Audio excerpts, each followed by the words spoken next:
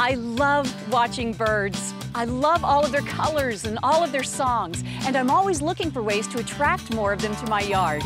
In this video, I'm going to share just a few birding fundamentals with you.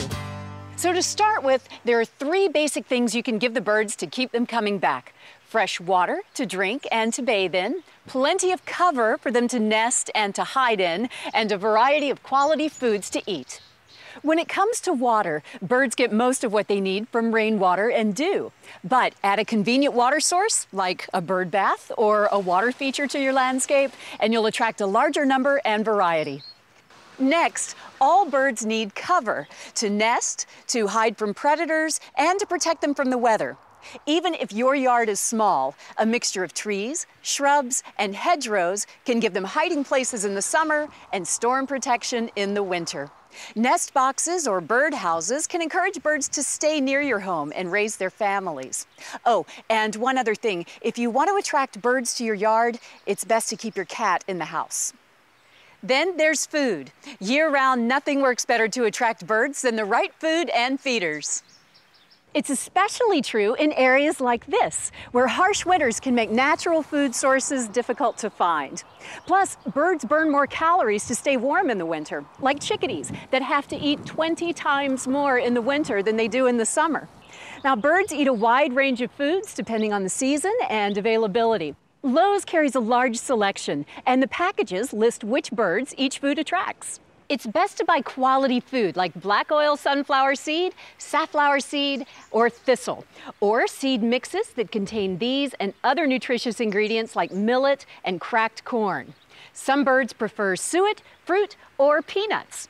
Now, the seed mixes are popular because different blends are available to attract a wide variety of birds. Just be sure to choose ones that don't have a lot of fillers that the birds won't eat.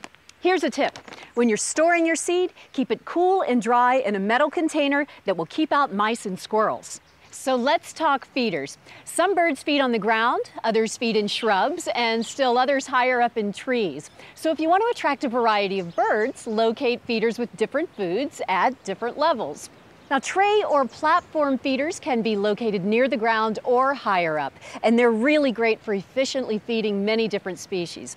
Mounted several inches from the ground like this, they can attract cardinals, sparrows, juncos, towhees, and others. And also, seed placed on a platform doesn't spoil as quickly as seed placed on the ground. When they're mounted higher, platform feeders are a safe place for lots of birds to feed, and they can be used with many different foods. When filled with a fruit and nut blend, they can attract woodpeckers, nuthatches, and buntings. Mount the feeders in an open area, at least 10 feet away from trees and shrubs. This will give the birds a chance to flee from predators. This is a tube feeder. If you're going to have just one type of feeder in your yard, it's probably the best choice. Fill it with black oil sunflower seed or a no-mess blend, and you'll attract many birds like chickadees and sparrows and titmice. Hang it at least 5 feet from the ground.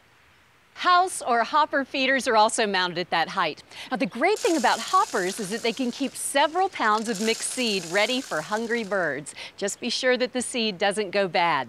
Now, when you're using mixed seed blends with sunflower seeds, safflower, and peanuts, you can see many different species like finches, chickadees, cardinals, and buntings. Thistle seed is a favorite of small-beaked finches such as goldfinch, housefinch, purple finch, or pine siskin. These feeders are made specifically for thistle seed or small bird blends. You can hang them from a tree or a pole. Suet feeders can be placed up in trees for birds that feed higher off the ground. Now, these feeders are mostly used in the winter because suet can spoil quickly above 70 degrees, but it can be an important winter food for titmice, chickadees, nuthatches, and woodpeckers. For a lot of people, summer just wouldn't be the same without hummingbirds. Feeding them can be critical to their survival, especially in the winter when they double their body mass before migration. Hummingbirds eat nectar through their long bills, which is why you need a special feeder. Hang the feeder in the shade to keep the nectar from spoiling. Think about hanging any of your feeders within 3 feet of a window. The birds will quickly get comfortable enough to feed, and you'll be able to watch them up close. And also, it's a safety thing. Birds often get confused by reflections in windows and can fly into them. But with the feeders so close, they can't really get up enough speed to hurt themselves. Now, if squirrels are a nuisance, here are a couple of suggestions. Make it hard for them to reach the feeders. Mount them on poles at least 5 feet off the ground and more than 6 feet from any trees. Baffles can keep them from climbing up. And finally, maintain your feeders regularly. Keep your food fresh. Creating a bird-friendly environment isn't so hard. And when you do, your yard will be a more delightful place for you and a more nurturing place for them. For more ideas on how to make your yard the best it can be, see our other videos at Lowe's.com/videos.